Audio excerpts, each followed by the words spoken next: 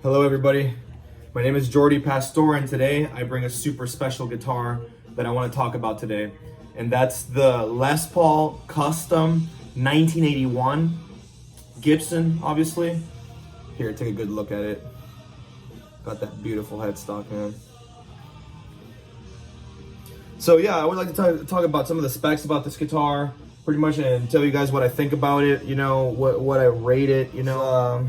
The frets of the instrument, you know, they are very low. Some people don't like that. Some people like to refret their Les Paul Customs, you know, and it's something that eventually in the future, you know, I might look into doing. But right now, you know, if you take a good look at these frets, you can see how they're very fat, they're very wide, and they're very low. They look amazing though. I gotta say, like against the Ebony fretboard, absolutely gorgeous. Frets, they do make it a little bit harder to play these instruments, these Les Paul Customs, but you know what? That's part of the beauty of these instruments. The beauty of the Les Paul Custom, and something that I would like to point out about Les Paul Customs in general that have very low frets, is that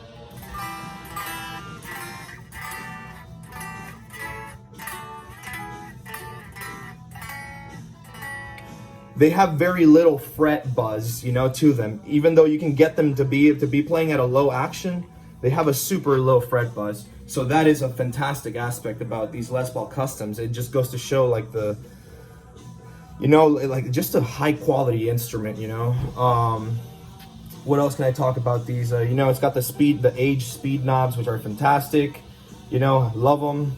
It's a 1981 and we are in 2021, so any 1981 guitar is 40 years old now, you know, so this would make this a 40-year-old instrument, which is pretty cool. What else can I say? It's got a 3-piece maple top, you know, like these Norland eras are known for having, you know, Norland era Les Pauls are known for having a 3-piece maple top. You know, it's got the maple neck, by the way, and if you can tell very closely, it's a 3-piece maple neck. I don't know if you guys can see it right there, but it's a 3-piece maple neck. Kind of reminds me of the way Rickenbackers look in that regard, you know? Like the one that I used to have, a 3-piece maple neck.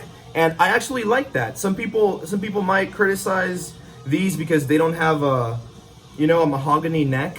But the fact that it's a maple, I like that because maples are known for being the hardest woods, the most durable wood that there is, because it's so hard, you know. So Les Pauls, which are known to break, you know, headstock breakages and stuff like that, I like the fact that I have a 3-piece maple because it gives me a little bit more peace of mind, knowing that the guitar will be able to endure and the wood would be not as wobbly, you know, as mahogany. Mahogany tends to be a softer wood, thus it's more flexible, which on the flip side can be great for sustain and great for good warmth in your sound, you know. But there is something, you know, you're buying a guitar that costs thousands and thousands of dollars, you know. You want to make sure that the neck is hard, you know, the neck is really hard and sturdy and firm, and it's not going to break so easily, you know, of course. If you look at the aging in this guitar, the way the diamond looks and stuff, it's aged beautifully. You know, it has a very nice gold color, the headstock. You know, honestly, the look of the Les Paul Customs is just absolutely gorgeous. These guitars are just wow. It's a masterpiece of an instrument, if I'm being honest. Look at the binding over here. Look at that beautiful aging. If you can see, some parts of the binding look whiter than others, and that's normal. That's just because the lacquer eventually wears off. So yeah, that's something that tends to happen with these, but you know, I like it. I love the way it looks. I love when they're worn. In fact, I love whenever people smoke cigarettes around their Les Pauls because it makes them age so much more beautifully. And I believe that these Cherry Sunburst Les Pauls, they just age so beautifully. They're such beautiful instruments. I can't stress that enough. The patina, you know, it still looks gold.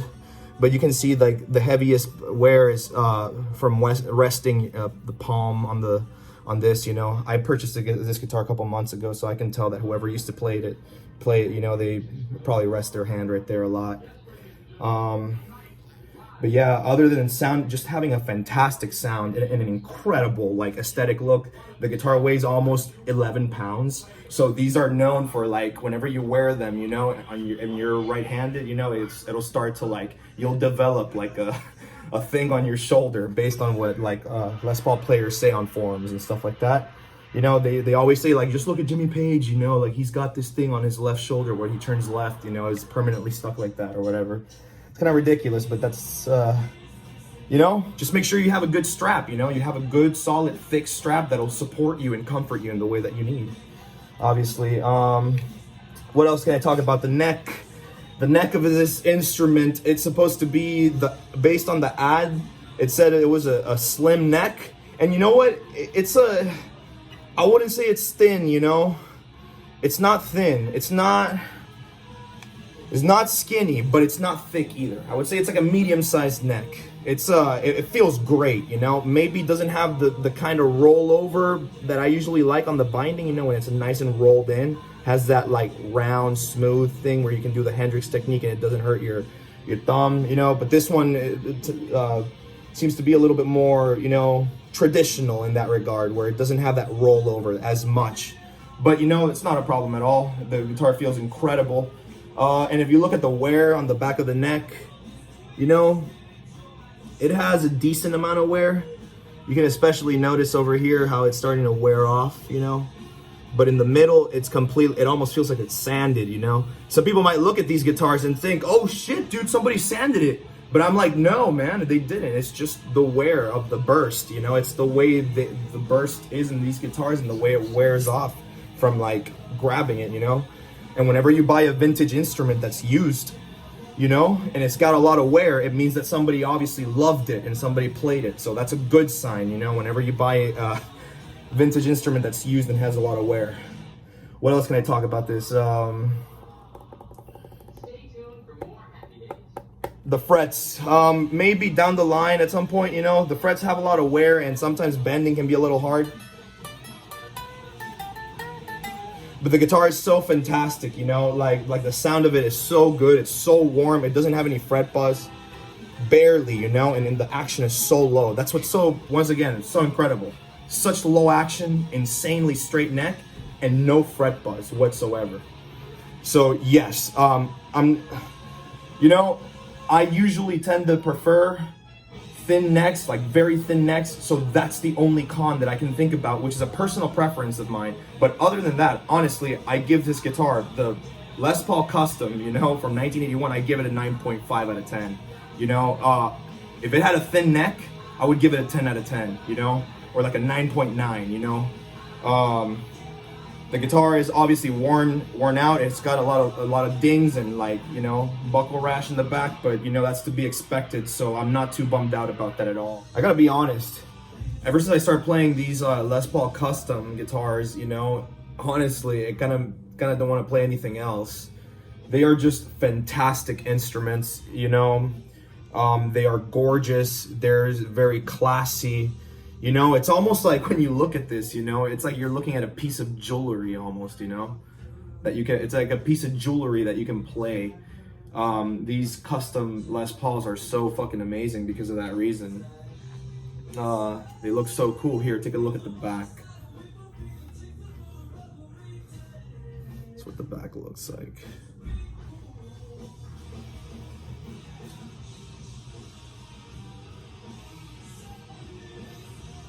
It's the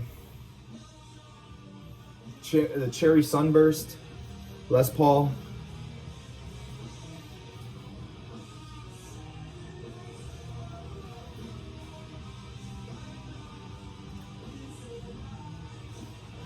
So some of the things to point out about the 1981 Les Paul Custom, you know, as Trogley said once, is basically, these are the return to the good specs, you know, to the good appointments of the Les Paul Customs.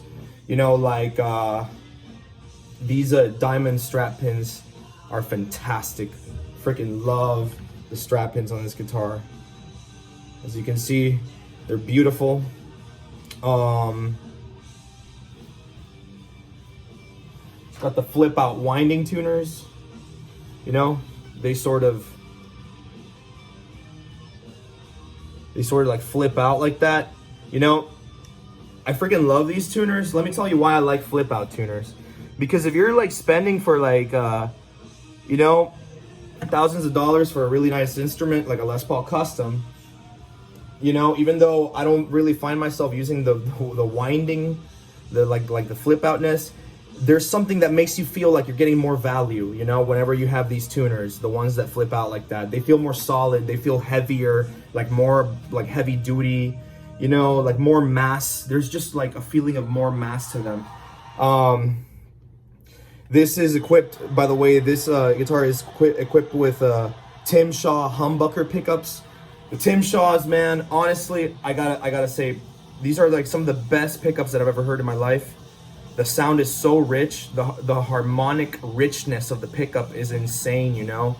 The amount of color that comes out, you know. It's kind of like hard to go back, you know, and play with other pickups, you know, whenever you've played with such a nice humbucker like the original Tim Shaws, you know, that are that come in these instruments. When it comes to, but yeah, if you guys want to see how this plays, definitely, yeah, check out some of the other videos. In some of them, I've used this one.